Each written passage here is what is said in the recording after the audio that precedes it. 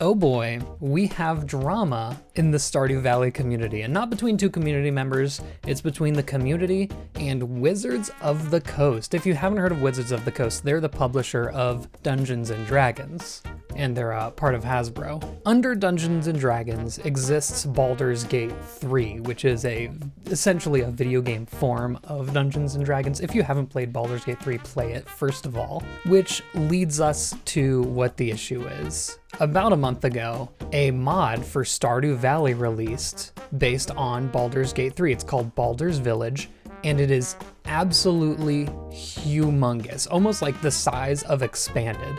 There's 20 new characters, some of which are romanceable, some more of which are giftable, 6 new locations, shops, items, pretty much anything you could think of, it has been added. And it's got this whole storyline of the characters from Baldur's Gate 3 like waking up in this new world, which is Stardew Valley. It has 18,000 unique downloads currently on Nexus mods, and that's a pretty big amount, especially when you consider how big the mod is. It's not easy to add to every game, like, automatically opening up a gate, you could just pop that in. This is 20 characters is a bit more of a commitment.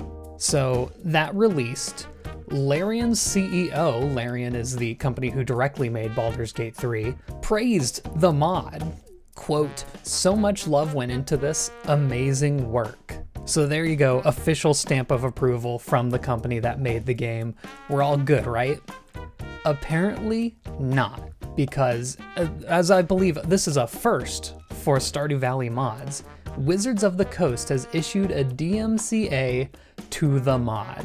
And if you don't know, Stardew Valley mods cover like everything. There's Nintendo, there's Pokemon, IPs from all of these other sue-happy companies, supposedly. And the first one to go at it is Wizards of the Coast. So first of all, can they do this? Yes, they can. Usually though, companies will wait until you're making money off of whatever IP you're using, and then they'll try to scoot themselves in there. Whenever you hear like a Pokemon mod getting taken down, it's not just because, oh, they made a fan-made mod or anything. It's almost always because it was locked behind a Patreon, behind a price. And I suppose technically on Nexus mods there is a sort of a tip system, but the mod itself is not locked behind any type of payment. And there are situations where sometimes it will be taken down when it's not a paid mod. First one that comes to mind is another Metroid 2 remake, which was taken down right before they announced the real Metroid 2 remake, so it happens, but it's rare. So this is an extremely aggressive stance for a company to make, but it's something to keep in mind if you're ever making mods or something from an established IP. It's always a possibility. That being said, 2 days after they issued the DMCA notice, they retracted it. Specifically, they said, "The Baldur's Village DMCA takedown was issued mistakenly. We are sorry about that. We are in the process of fixing that now so that fans and the Stardew Valley community can continue to enjoy this great mod." Now, do I believe it was a mistake?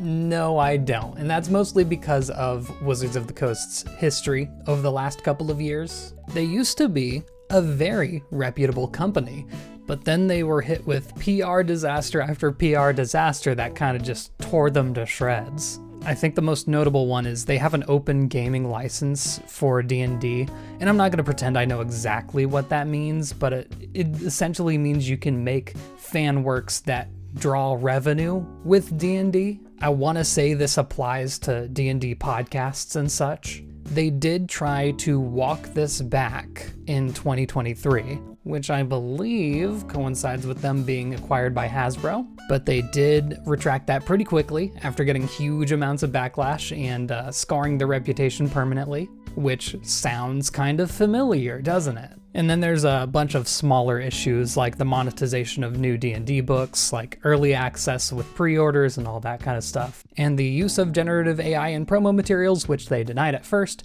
and then admitted that they did use it. So yeah, I'm gonna say that this was an actual legitimate DMCA takedown, and then walked it back after saying that this is literally going to gain them nothing. They gain nothing from taking down a Stardew Valley mod, other than the hate of Stardew Valley fans.